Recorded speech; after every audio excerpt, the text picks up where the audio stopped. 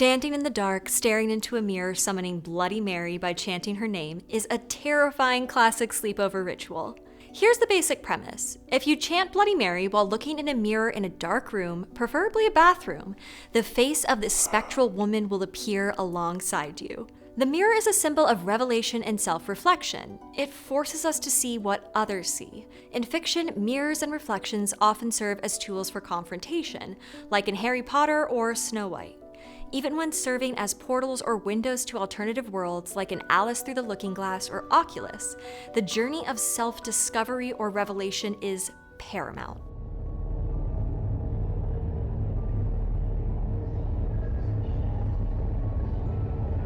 With Bloody Mary, that truth might just be a good fright, or her appearance might tell your future, grant you a wish, or perhaps even kill you.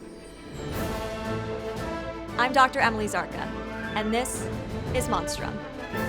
If you were unlucky enough to summon Bloody Mary, there's no real standard of what you'll see. By some accounts, she's hideously mutilated, but in others she is beautiful but bloody. More commonly though, every aspect of her appearance is vague. Her spectral origin story is all over the place too.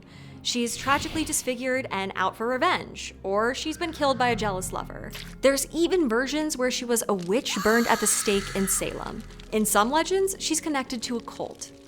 Where she comes from and what she looks like is less important than the ritual that summons her. 3 things are almost always required: a dark room, a mirror, and a chant. You have to say her name, anywhere from 3 to 100 times. And in some accounts, you must have a single candle burning. In others, the summoning must occur in a bathroom. A few tales even specify you have to run water, flush the toilet, or spin around 3 times. Still others note that you must run out of the room when you see her, or she can cause you harm. And in some versions of the legend, you even have to offer your own blood. What happens from there? She might reveal your future, but in most stories, she's threatening. She will frighten you out of the room or even attack you in the real world. In one particularly gruesome variation, if you touch the mirror, she will be able to drag you into her realm and kill you. Sound ambiguous? Yeah, that's kind of the point, at least in my mind. Not knowing exactly what is going to happen or who is going to appear in the mirror is part of the attraction of this legend, and a reason to try it yourself. There are 3 common elements to the legend. Let's break it down. First, the dark room. Fact, it's scary to be in the dark, especially if you're asking for something supernatural to happen.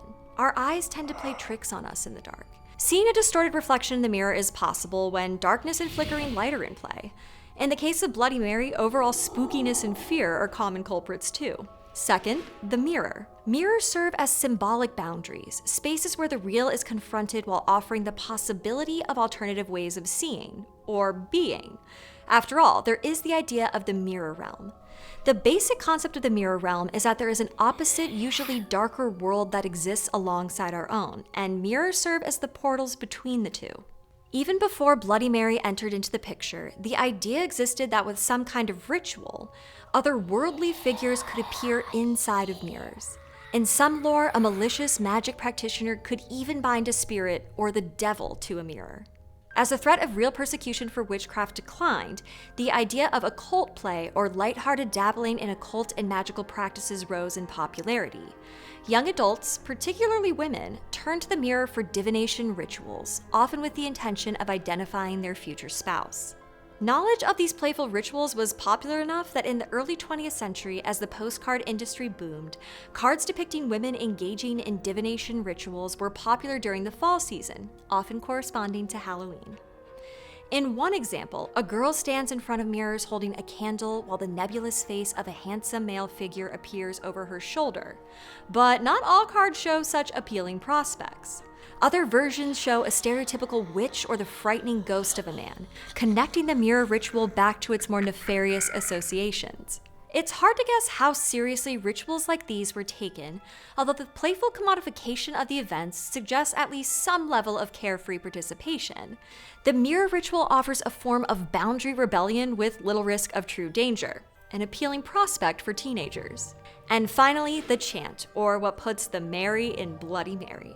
The repeated name is always a female one.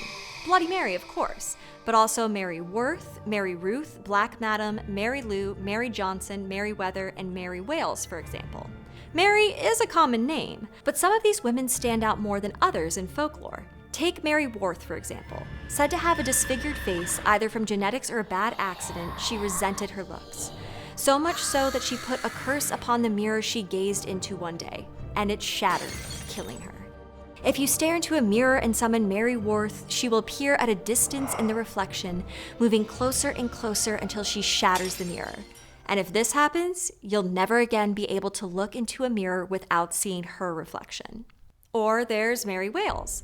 This Mary was a young woman who was killed when she was run over by a truck. 6 years after she died, a couple saw her trying to hitchhike. Bleeding and wet, she had scratches on her face. You can look in a mirror and summon her ghost by saying, "I do believe in Mary Wales," somewhere between 10 or 100 times. Given the hitchhiking ghost element, this urban legend might be a regional variant combining elements of other legends and monsters, like the vanishing hitchhiker, La Llorona, or Mary Worth. And let's address the royal elephant in the room. Only one other female figure in history has been called Bloody Mary, Mary Tudor or Queen Mary I. Born to Catherine of Aragon and King Henry VIII in 1516, Princess Mary was named after her beautiful aunt, an attribute she came to embody. Scorned by her father upon his second marriage, she would eventually be declared his rightful heir in his will and took the throne in 1553. Her reign was fraught with tension. At Mary's command, hundreds of Protestants were burned at the stake as heretics. Despite this violence, it wasn't until her half-sister Queen Elizabeth's rule that she would become known as Bloody Mary, likely as an attempt to diminish or at least tarnish her historical significance. The catchy name gained popularity as the 17th century wore on. So by the time the infamous mirror summoning postcards popped up in the 20th century, the nickname had been around for hundreds of years. To me, there seems to be an easy connection between the royal and real Bloody Mary and the folkloric monster. Both of their stories deal with the cultural perception of beauty and of stories being rewritten by whomever is telling them, casting the Marys as both victims and villains. When we consider where the summoning of Bloody Mary often occurs, in bathrooms, and by whom, young women, another interpretation becomes apparent. Bathrooms are uniquely liminal places. Whether private or public, they are rooms within larger spaces where private acts occur, bodily functions often seen as gross or taboo. Folklorist Allan Dundee's Freudian reading of Bloody Mary proposes a metaphorical representation to the onset of menstruation. He argues that the mirror summoning ritual serves as a rite of passage into puberty, a journey that is both feared and celebrated. If we accept this reading of the legend, then Bloody Mary is a warning not only about the inevitability of the sudden bleeding women will likely deal with in the bathroom, but of puberty in general. An adolescent girl gazing in the mirror may be met with both trepidation and wonder at her own changing appearance. And that's before you factor in the pressures of an entire beauty industry dedicated to making her want to alter the reflection staring back at her, not to mention the expectations of whatever standard of attractiveness is being promoted in culture at the time. Perhaps then it is unsurprising that the Mary in the mirror is always frightening when summoned. It also helps explain why Bloody Mary is a common figure at sleepovers, which often occur during puberty and into the teen years. Telling scary stories, playing games, and pulling pranks are all common at sleepovers, at least the ones I went to. And Bloody Mary is an option that can fit into all three categories for just the right age group. It's worth noting that the participant in the Bloody Mary ritual is always in control, or appears to be.